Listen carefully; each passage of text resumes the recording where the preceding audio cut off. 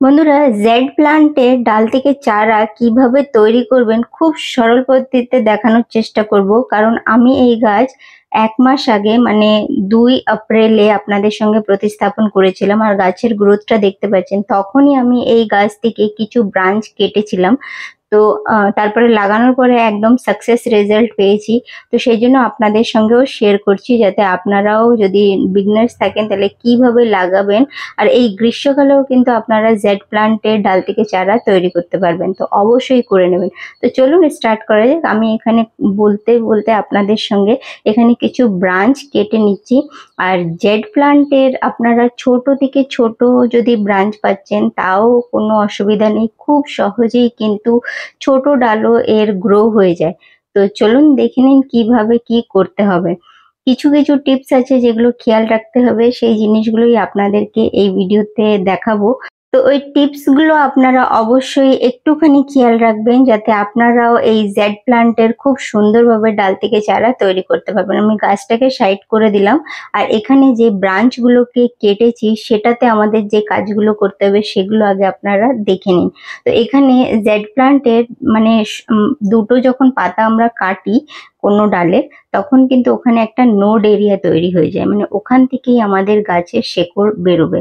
তো আমি একটুখানি আপনাদেরকে জুম করে দেখিয়ে দিচ্ছি যে এখান থেকে আমি দুটো পাতা বা দুটো ডাল যেটাও আপনারা কাটছেন ওখান থেকেই কিন্তু এই গাছের কিন্তু এটা নোড এরিয়া হয়ে গেছে। আর এটাই কিন্তু মাটির মধ্যে আমাদের যখন ঢুকবে এখান থেকেই আমাদের কিন্তু শেকড় বেরোবে এই জেড প্লান্টের, আর একটা নতুন চারা তৈরি হয়ে যাবে। তো এইভাবেই আমাদের সব ব্রাঞ্চগুলোকে কাটতে হবে। আপনারা ছোট থেকে ছোট মানে 3টে পাতা, দুটো পাতা এরকমও যদি আপনাদের একটুখানি ডালের সঙ্গে লেগে আছে সেটাও কিন্তু এই জেড প্লান্টের গ্রো হয়ে যায়। তো একটুও ডাল ফেলবেন না। আমিও মানে 32 দিন আগে যখন এর ডালগুলোকে কেটেছিলাম তখন একটা ছোট্ট কন্টেনারে লাগিয়ে দিয়েছিলাম, আর সেটাই এত সুন্দরভাবে গ্রো হয়ে গেছে। আর আপনারাও বুঝতে পারবেন মানে ছোট ছোট যখন ডালগুলো লাগালে মানে একটু পাতা বা একটু ডাল আপনার মানে খারাপ হবে না যদি আপনারা এই টিপসগুলো ফলো করবেন। তো আমি সব ডালগুলোকে এইভাবেই কিন্তু কেটে নিচ্ছি, আপনারা দেখতে পাচ্ছেন। হ্যাঁ, হাত দিয়ে টেনে ছিঁড়বেন না, কাঁচির সাহায্যেই কাটবেন।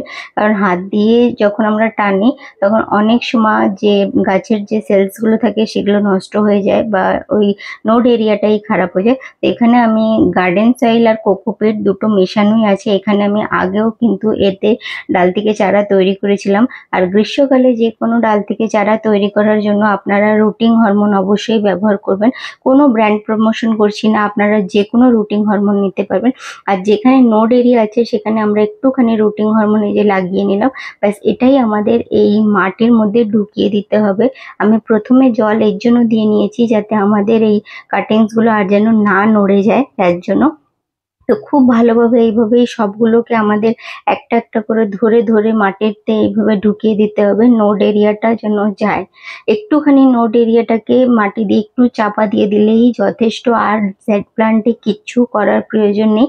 আপনাদের যদি মানে চেষ্টা করবেন একটুখানি রুটিং হরমোনটা অ্যাভেলেবল করতে, যে কোনো ব্র্যান্ডের। আমার এই রুটিং হরমোনটা অনেকটা শেষ হয়ে গেছে, তাই আমি ঢাকনাতে ঢেলে নিলাম। তো এইভাবেই দেখুন ছোট্ট ছোট্ট যে ডালগুলো কেটেছিলাম সেগুলোকেও কিন্তু আমি এইভাবে বসিয়ে দিচ্ছি। আর আপনারা যখন গাছগুলোকে লাগিয়ে দেবেন ভালো করে, তখন যে টিপসটা বলবো আপনারা এমন জায়গায় রাখবেন এই মানে ছোট টবটাকে যেখানে যেন একটুও রোদ না আসে, একটু শেডে রাখলে ভালো হবে, মানে আলোটা পুরো দরকার। আর ময়েশ্চারটা যেন মেনটেন থাকে, মানে একদম শুকিয়ে যাচ্ছে তার বদলে গিয়ে জল দিচ্ছেন তাহলে কিন্তু গাছ বাঁচাতে পারবেন না। আপনাদের এরকম করতে হবে, রেগুলার একটু করে জল দিয়ে দেবেন, তাহলে দেখবেন আপনার গাছটা খুব সতেজও থাকবে আর খুব তাড়াতাড়ি শিকড়ও বেরিয়ে আসবে। তো এইভাবেই আমিও করেছি। আর আজকে মানে 2 এপ্রিলে আপনাদের সঙ্গে প্রতিস্থাপন করেছিলাম, তখন আমি কিছু গাছ এইভাবেই লাগিয়েছিলাম, সেই টবটা আপনাদেরকে দেখিয়ে দিচ্ছি।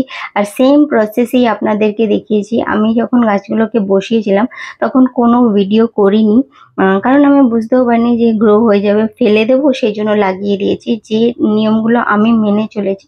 সেই নিয়মগুলোই আপনাদের দেখিয়ে দিলাম। তো আমি এখানে শেকড় বার করেও দেখিয়ে দিচ্ছি, মানে 32 দিনের মধ্যে দেখুন কত সুন্দরভাবে শেকড় তৈরি হয়ে গেছে।